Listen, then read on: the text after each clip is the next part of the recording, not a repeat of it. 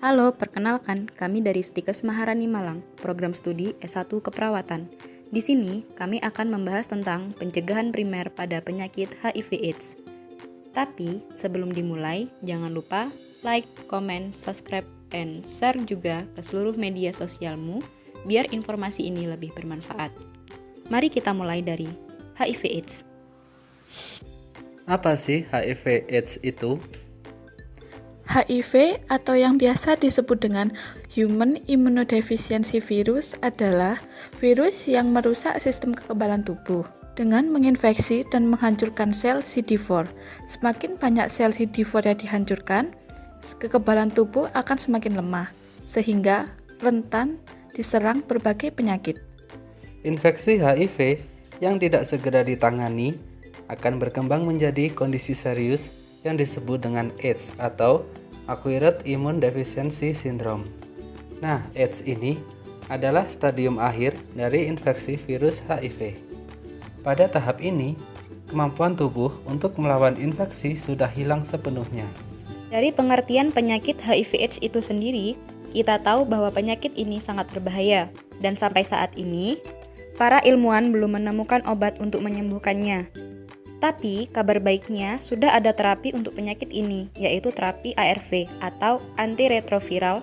Namun, meski begitu, kita harus tetap menjaga diri agar tidak tertular dari HIV/AIDS. Selanjutnya, apa saja sih hal yang bisa kita lakukan untuk mencegah penularan HIV atau AIDS itu sendiri? Dari salah satu teori untuk upaya pencegahan HIV/AIDS yaitu teori atau metode ABCDE yang bisa disebut dengan pencegahan yang dilakukan untuk mengurangi kasus HIV/AIDS dengan menghindari faktor resiko dan transmisinya. Nah, apa sih ABCDE itu? Mari kita ulas selengkapnya berikut ini. A merupakan singkatan dari abstinence. Abstinence adalah tidak melakukan hubungan seks dengan orang lain selain pasangan. Abstinence merupakan prinsip awal untuk mencegah tertular virus HIV/AIDS. Dengan menerapkan abstinence, berhubungan dengan selain pasangan akan melindungi kita dari penyebaran virus HIV/AIDS. Sedangkan B artinya be mindful, yaitu setia melakukan hubungan seks hanya dengan satu pasangan saja. C adalah kondom.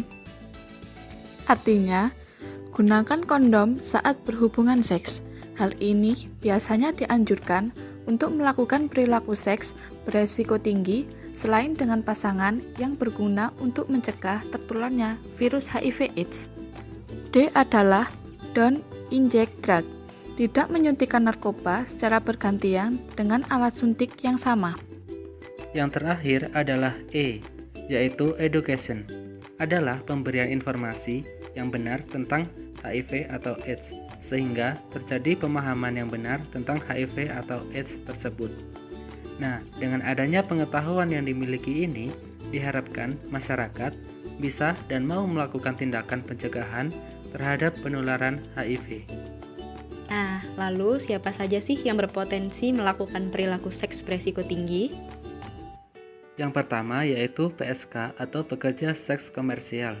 Kemudian pelaku LGBT, seorang ibu rumah tangga, dan bisa juga seorang heteroseksual. Nah, tadi adalah beberapa contoh orang yang berpotensi melakukan perilaku seks dan berisiko tinggi terkena HIV.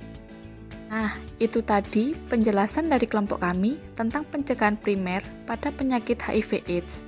Semoga bermanfaat ya. Berikut profil dari anggota kelompok kami.